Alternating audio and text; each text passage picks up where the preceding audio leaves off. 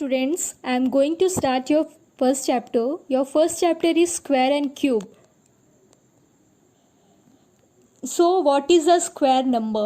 Square number होता क्या है? स्क्वायर नंबर क्या होता है पहले हम वो डिस्कस करेंगे, ठीक है। यहाँ पे देखिए कि स्क्वायर नंबर्स क्या होता है, ठीक है। यहाँ पे डिफाइन जो लिखा हुआ है उसको आप ध्यान से पढ़ेंगे और समझने की कोशिश करेंगे, ठीक है। यहाँ पे लिखा है when a number has been multiplied by itself we say that the answer is a square number. यहाँ पे क्या बोल रहे हैं कि अगर हम किसी नंबर का स्क्वायर निकालने के लिए बोलते हैं, अगर मैं आपको बोलती हूँ कि किसी नंबर का स्क्वायर निकालो तो आप क्या करोगे, उस नंबर को उसी से ही मल्टीप्लाई करोगे। एक एग्जांपल के लिए बता दे रही हूँ मैं। अगर सपोज मैं आपको बोलती हूँ कि आप 2 का स्क्वायर निकालो, ठीक है, किसका 2 का स्क्वायर निकालने बोलूँगी तो आप क्या करोगे, 2 को 2 से ही मल्टीप्लाई कर दोगे, ठीक है। इसका मतलब क्या कि आपको 2 को 2 बार मल्टीप्लाई करने हैं। अगर मैं आपको बोलती हूँ कि 3 का स्क्वायर निकालो, आपको 3 का स्क्वायर निकालना तो आप क्या करोगे, 3 को 3 से ही मल्टीप्लाई करोगे, मतलब 3 को 2 बार मल्टीप्लाई करोगे। 3 इंटू 3 तो हमारा 3 इंटू 3 क्या हो जाएगा, 9 हो जाएगा। वैसे यहाँ पे देखना, अगर मैं 4 का आपको स्क्वायर निकालने बोलूँ तो आप क्या करोगे, 4 इंटू 4 कर दोगे, 4 को 4 से ही मल्टीप्लाई कर दोगे, मतलब 2 बार 4 को मल्टीप्लाई करोगे।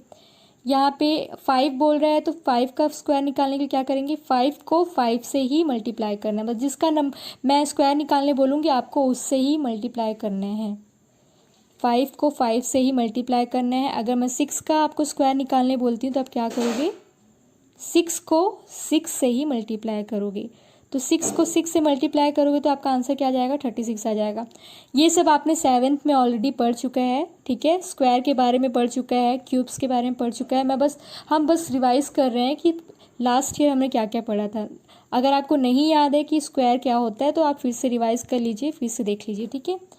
अब मैं अगर आपको बोलती हूँ सपोज़ कि आपको 10 का स्क्वायर निकालना, तो आप क्या करोगे, 10 को 10 से मल्टीप्लाई करोगे, मतलब 10 को कितने बार मल्टीप्लाई करोगे, 2 बार, 10 इंटू 10, ठीक है। देखिए अब एक बार यहाँ से समझ सकते हैं, ठीक है। अगर मैं यहाँ पे आपको बोल रही हूँ स्क्वायर ऑफ 1 का स्क्वायर निकालना है तो आप क्या करोगे, 1 को 1 से ही मल्टीप्लाई करोगे, कितने बार, 2 बार, 1 इंटू 1। तो ये 2 बार मल्टीप्लाई हो रहा है, तो यहाँ पे हम इसको कैसे डिनोट करेंगे, 1 का स्क्वायर 2 बार मल्टीप्लाई हो रहा है, इसलिए हम लोग यहाँ पे क्या करेंगे, इसका पावर क्या होगा, 2 होगा। अगर ये 3 बाई मल्टीप्लाई होता तो वहाँ पे पावर क्या होता, 3 होता।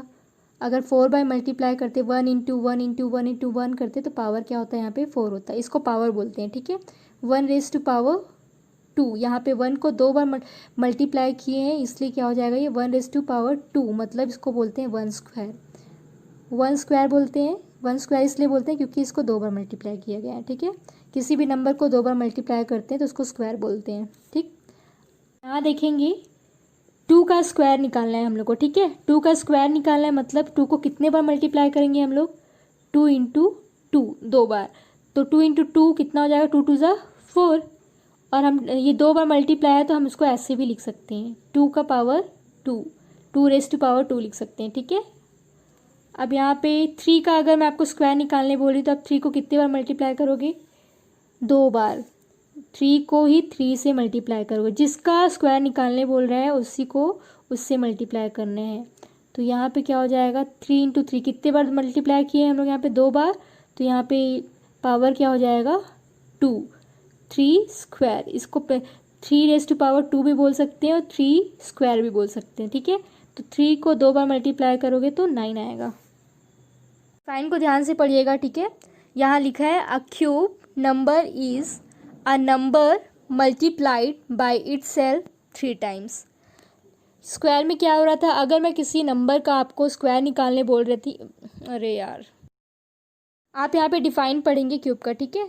अ cube number is a number multiplied by itself 3 times. The symbol for cube is power 3।